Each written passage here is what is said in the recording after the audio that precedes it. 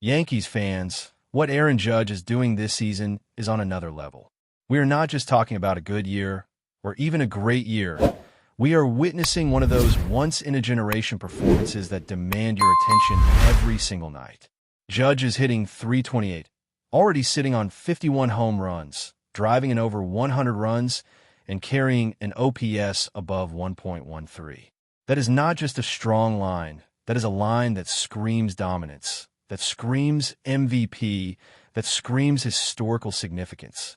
When you dig deeper, the numbers become even more absurd. His on-base percentage right now is .455. Let me repeat that, .455. Nobody else in the entire league has even cracked .400. The closest challengers are hovering around .390. And while you could round up and make it look closer, the reality is Judge is sitting on an island all by himself. There's no one else touching that level of offensive consistency. Think about what that means. Night after night, pitchers are doing everything they can to avoid giving him something to hit. And night after night, he is still producing. He is drawing walks. He is finding ways to get on base. And when he does get pitches to hit, he punishes them in a way that only a handful of players in baseball history ever have.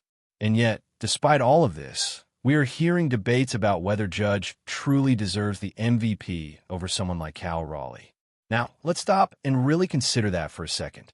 Raleigh hitting 60 home runs is an amazing feat. Nobody can take that away from him. Doing that as a catcher and a switch hitter at that is the kind of thing that will be remembered for years. But when you line up the numbers head-to-head, Judge has the edge in almost every single meaningful category. We are talking about a batting average gap of nearly 80 points. Judge is over .320 while Raleigh is sitting below .250. That is not a small difference. That is the kind of gap that completely changes the way pitchers approach you and the way you impact a lineup. OPS tells the same story. Judge at 1.136 compared to Raleigh at 959. Slugging? Judge at .681 compared to Raleigh's .598. On-base percentage? .455 to .361.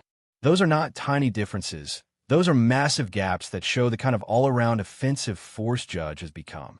And it gets even crazier when you factor in intentional walks.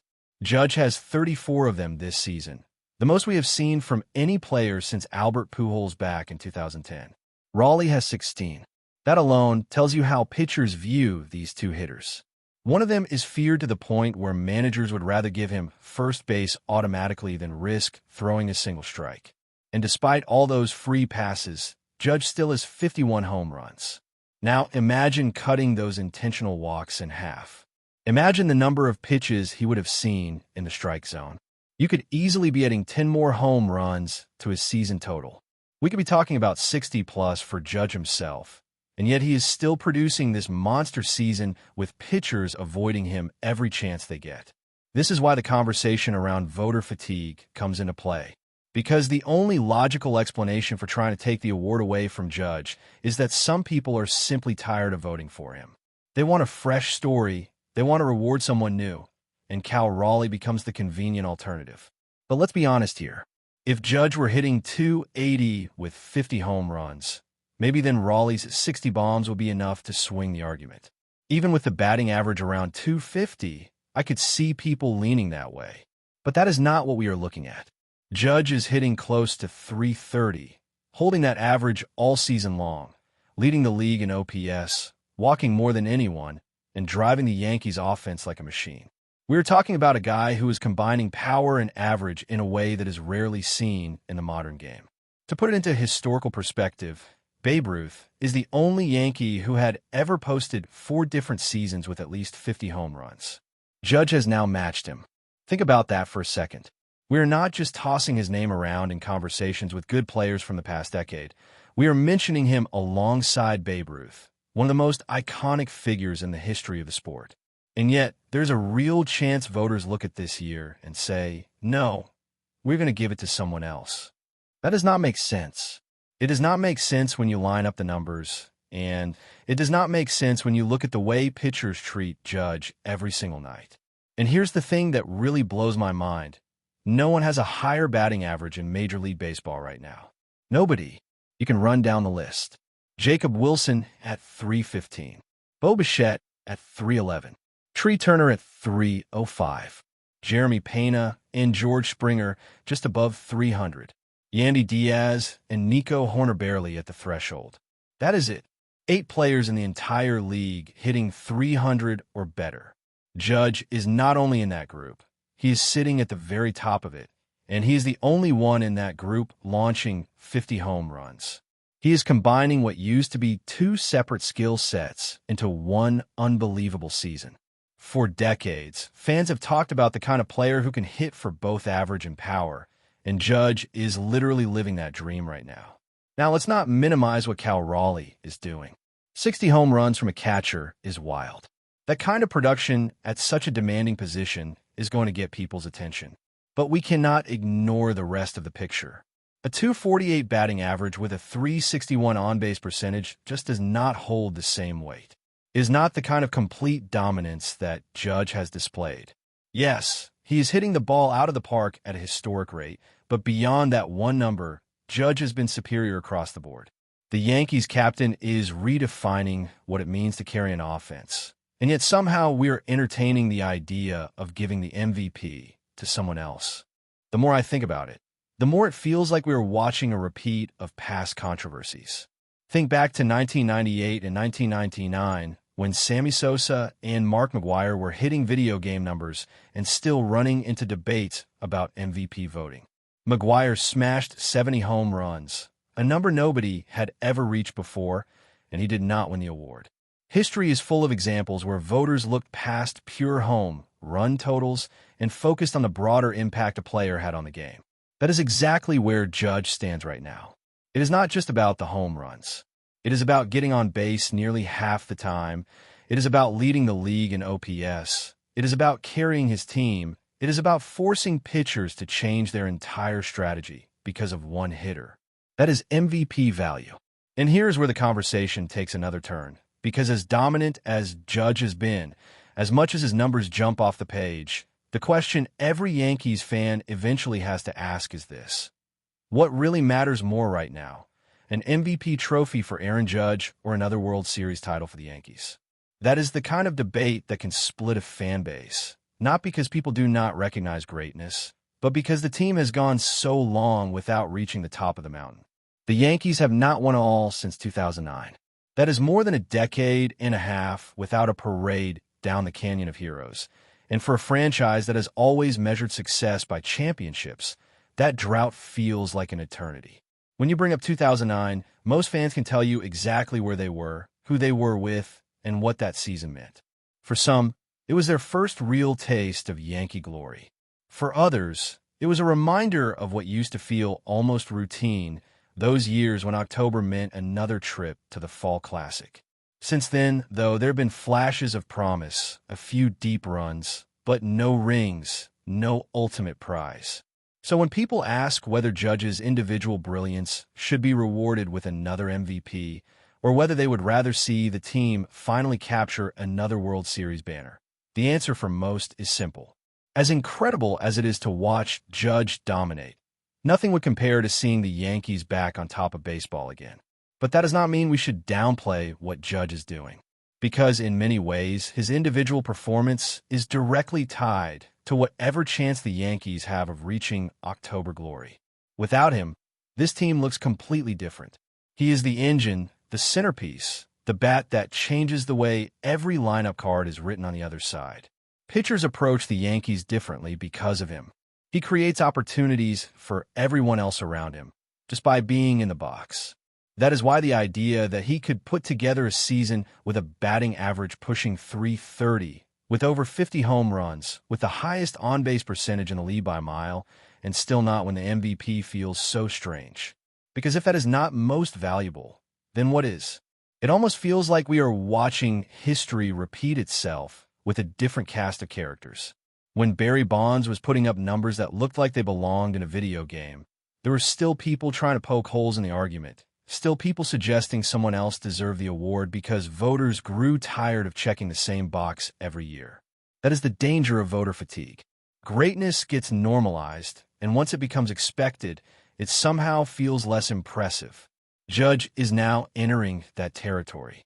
What he is doing this year would be career-defining for almost anyone else. Yet for him, people are asking if it is enough. And then there is the case for Raleigh. 60 home runs, a switch-hitting catcher. The novelty of it is powerful. The narrative writes itself. A position that takes such a beating, a player who manages to produce power numbers that rival the very best sluggers in the game. That story has weight, and it will appeal to voters who want to highlight something different, who want to reward the grind of the position as much as the production. But here is the thing.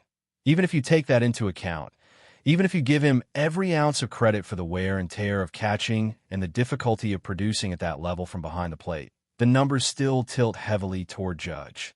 It is not just about home runs. It is about the complete body of work. Look at the intentional walks again. 34 for Judge compared to 16 for Raleigh. That is not just a number, that is evidence of respect.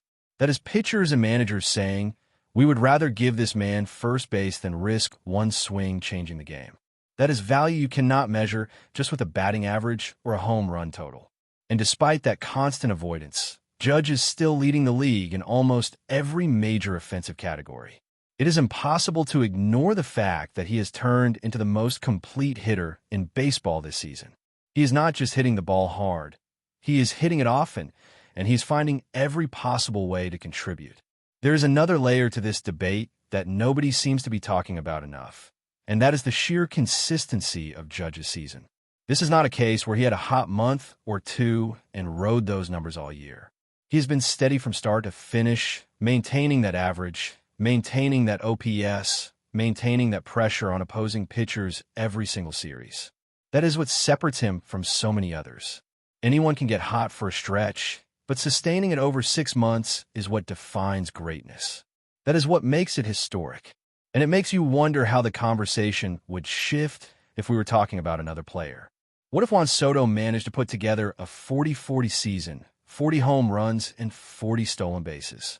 Would the same people who are arguing against Judge be suddenly pounding the table for Soto as the rightful MVP? Where is that energy? Because if we're going to reward the rare, the unusual, then a 40-40 season deserves to be celebrated as well. But somehow, when it comes to Judge, the goalposts keep moving. It is not enough to hit over 50 home runs. It is not enough to lead the league in OPS. It is not enough to post the highest on-base percentage we have seen in years. The standard is raised higher and higher, as if dominance should be penalized simply for being too consistent. But before we continue, please remember to join our channel and give this video a like. Your support allows us to keep bringing you the latest news about the New York Yankees. Feel free to share your thoughts on the news in the comments. Whispers have been circulating across the baseball world, and the latest murmurs out of New York are sending shockwaves through the league. The New York Yankees are reportedly closing in on acquiring Corbin Burnes to bolster their starting rotation.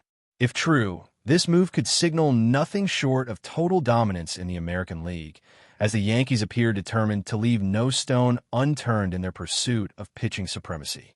Burnes, who has established himself as one of the game's premier arms over the last few seasons, would instantly become the centerpiece of a rotation already rich with talent. His blistering fastball, sharp slider, and impeccable control make him the kind of pitcher who can turn a tight contest into a lopsided affair before the opposition even has a chance to breathe. Rumors suggest that New York's front office has been working behind the scenes, pulling strings and negotiating with a quiet urgency that hints at a blockbuster deal in the making. Insiders claim that talks have been very serious, and that both sides are motivated to reach an agreement before the off-season chaos intensifies. The Yankees, always aggressive in their approach to free agency and trades, seem convinced that adding Burnes could be the missing ingredient in a squad already loaded with offensive firepower. Speculation is rampant that such an acquisition would not only intimidate rival lineups, but also send a clear message. New York is playing for nothing less than the pennant. Fans and analysts alike are buzzing, imagining the rotation with Burnes at the helm. Could this be the start of a new era of dominance at Yankee Stadium? The Yankees' willingness to go all in suggests they are prepared to chase glory relentlessly, and adding a pitcher of Burnes' caliber might just be the move that separates them from the pack. While official confirmation remains elusive, The grapevine is on fire, and everyone in the baseball world is watching closely. If this deal comes together, the Yankees wouldn't just be contenders. They would be the team everyone else fears. That's it for this update. If you enjoyed the video and want to keep receiving exclusive news about the New York Yankees, please subscribe to our channel and give us a like. We always appreciate your comments and opinions. See you in the next video.